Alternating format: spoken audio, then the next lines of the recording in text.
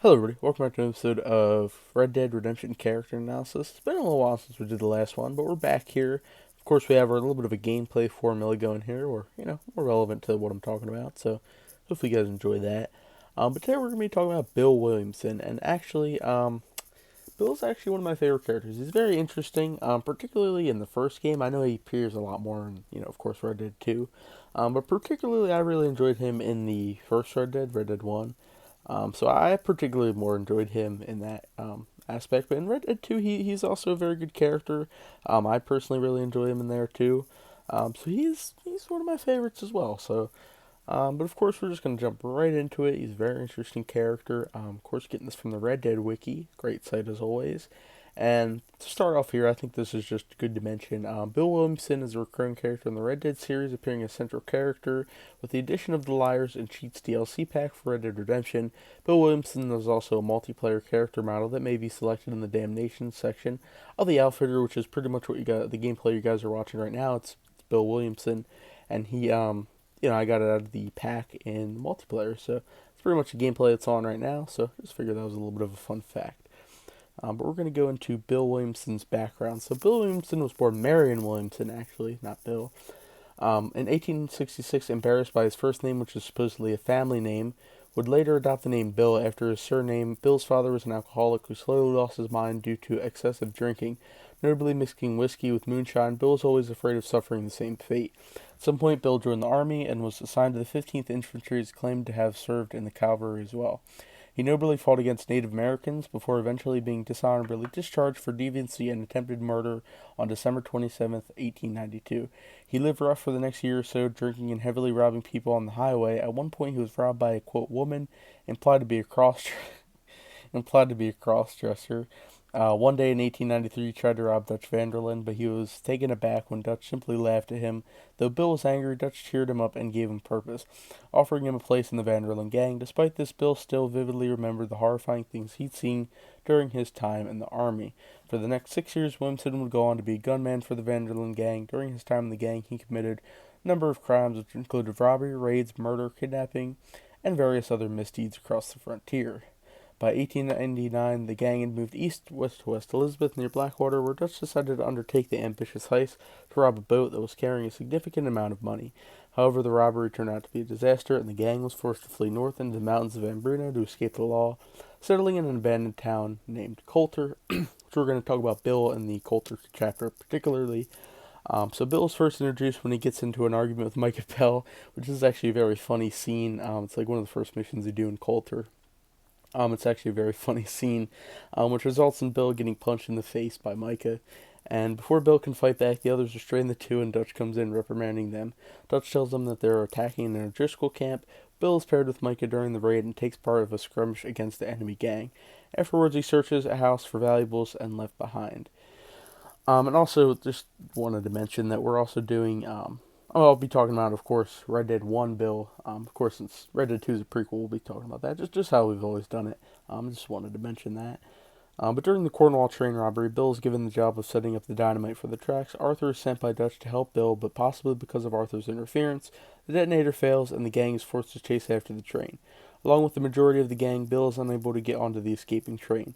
And we move on to the Horseshoe Overlook chapter, where soon after settling in at their new camp, Bill, Javier, and Charles, later joined by Arthur, go out drinking in the town of Valentine. At some stage, a patron bumps into Bill, and a large-scale bar fight ensues, which ends in only minor injuries to the present gang members. Later, Bill is brought over by Dutch to torture Kieran for the whereabouts of an O'Driscoll hideout. this is all. This is also a really funny scene while Bill prepares to castrate Kieran with burning hot tongs. Kieran immediately reveals the location, resulting in Bill, Arthur, and John taking him to the hideout. Where they get there, the trio steadily dispatch some of the O'Driscolls before a battle erupts, in which the remaining O'Driscolls are defeated. Afterwards, Bill and John convince Arthur to let Kieran stay with the gang after he saved Arthur's life. And Arthur reluctantly agrees. Bill and John take Kieran back to the camp. And then in an optional mission, Javier can tell Arthur that Bill is captured by bounty hunters.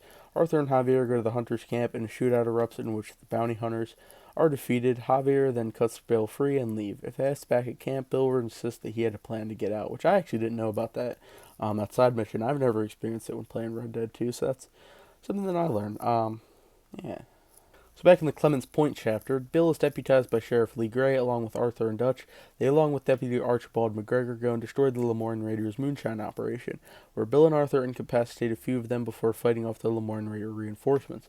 Bill takes part in Uncle's stagecoach robbery along with Arthur and Charles. The robbery quickly goes wrong, and an uncountable amount, of Leviticus Cornwall's hired guns descend upon them.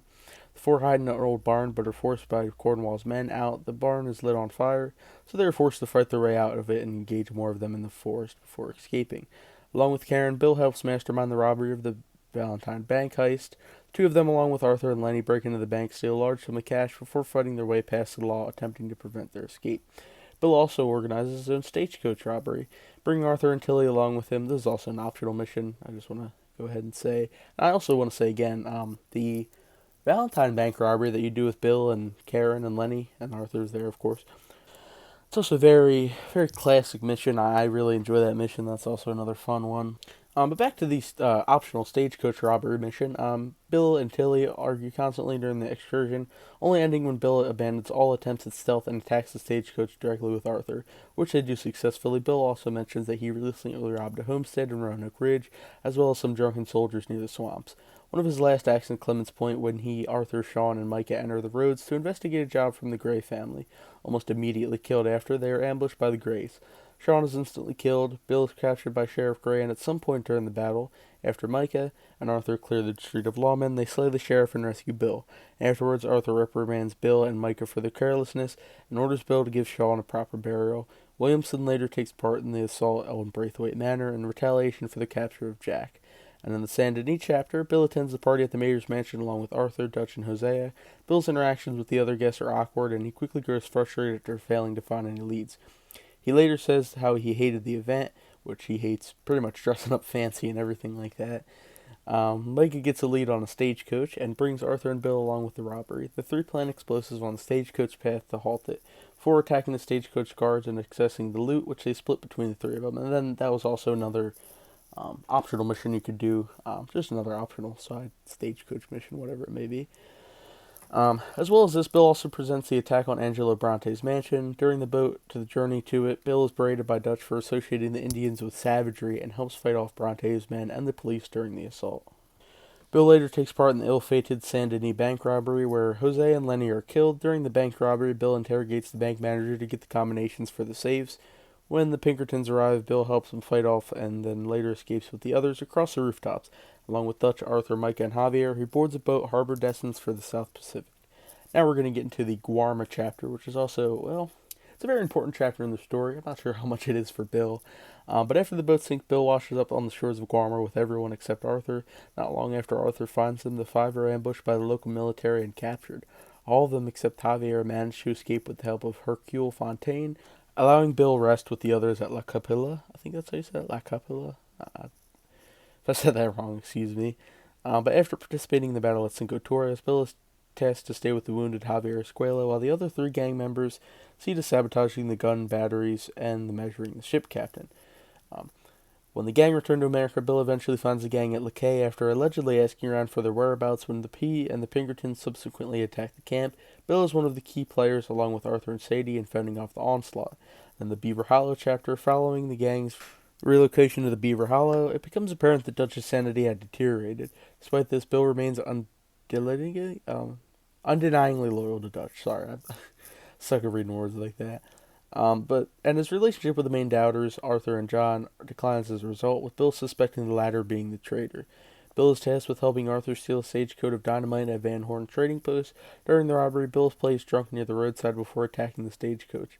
Arthur opens fire from it from above, and the two manage to successfully steal the stagecoach. As they flee from the scene with the dynamite, they are pursued by lawmen, but Arthur is able to fight them off while Bill drives the wagon. Sometime afterwards, Bill reluctantly takes part in the assault on the Cornwall refinery against the U.S. Army, where he joins a group which attacks the warehouse. Bill later joins the robbery of the train heading towards Saint Denis. After the train doesn't stop, on the contrary to what the gang expected, Bill accompanies the others in pursuing it. Due to a fire occurring on one of the train's carriages during the robbery, Bill takes John on horseback to a more frontal carriage, allowing him to continue fighting off the soldiers guarding the train. When Bill, Arthur, and Sadie loot the money on the board of the train, I think Sadie was there, I'm not quite sure. Anyways, when Arthur loots the money on the board of the train. Bill reports to him that there is barely any track left, forcing Arthur to jump off where he was. When Arthur returns to camp later on, the standoff between him, Dutch, and Micah develops over allegations of the latter's treachery. Bill sides with Dutch and the others against Arthur and John. The Pinkertons attack before anything else can happen, and in the chaos, Bill presumably flees with Javier. Unlike the rest, neither of the two are seen pursuing John and Arthur. And then in the epilogue, Bill's immediate whereabouts after the dissolution of the Vanderlyn gang are unknown, although he is reported to still be at large by 1907. And that is it for Bill's story of Red Dead 2. Of course, we're going to move on to the Red Dead Redemption 1 chapters, which is one of my favorite parts. Like I said, favorite parts of Bill. So we'll get into that.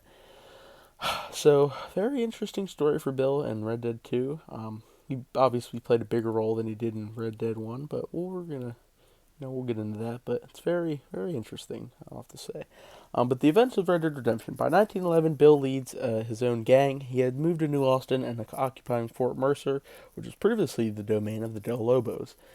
He becomes particularly feared in the region, with his new group becoming the dominant outlaw gang in the state. And the same year, John Marston is extorted into hunting down his former brothers in arms, with Bill Williamson being the first target. In New Austin, John and Bill meet once again at Fort Mercer. John has been extorted into pursuing and apprehending Williamson due to this gang's vicious crimes, with Edgar Ross and the Bureau of Investigation taking away John's son and wife to force John to complete the task.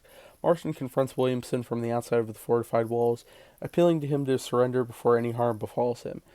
Williamson refuses. The several men put Marston at gunpoint and berates John for his reformation. John responds by reaching for his revolver, causing one of the Williamson's men to open fire and wound him in the lower right torso. They presume John dead and leave his body in the elements. Hours pass until ranchers Bonnie McFarlane and Amos discover him wounded. Bonnie and Amos, however you want to say that, articulately take Marston to Nathaniel Johnston, the armadillo doctor, to treat his wounds. John then recovers quite well after the bullet is removed. In return for a $15 doctor's bill, John agrees to work at the ranch for a short time. At some point afterwards, the Williamson gang conducted a massacre at Ridgewood Farm. After slaying some of the gang members, Marshal Johnson, Marston, and two deputies, Joan and Eli, come across Williamson himself. He taunts John and sends his men after him and his allies. A shootout ensues, and Williamson's right-hand man, Norman Deek, is captured. As time went on, Marston recruited some people into New Austin with the cost of helping them.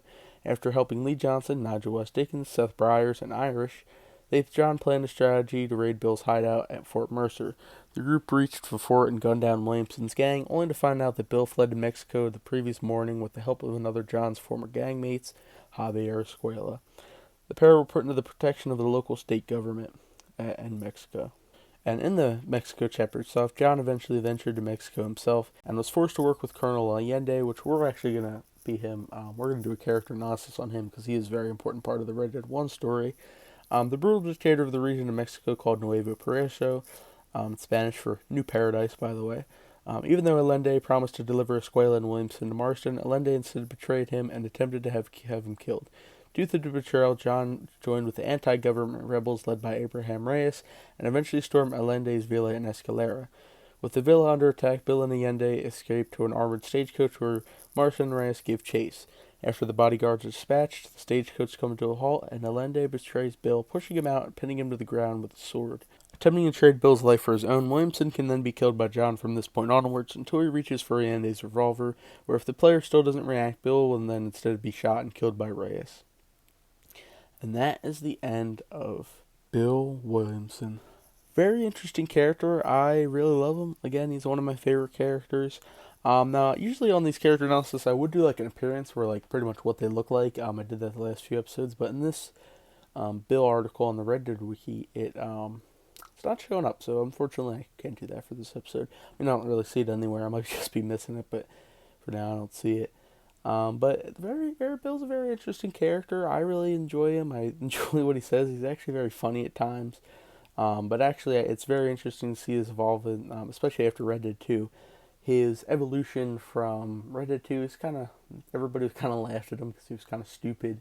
And then he eventually evolved into New Austin, and everybody really feared him in that game for Red Dead 2 when he was, when he had his gang and whatnot.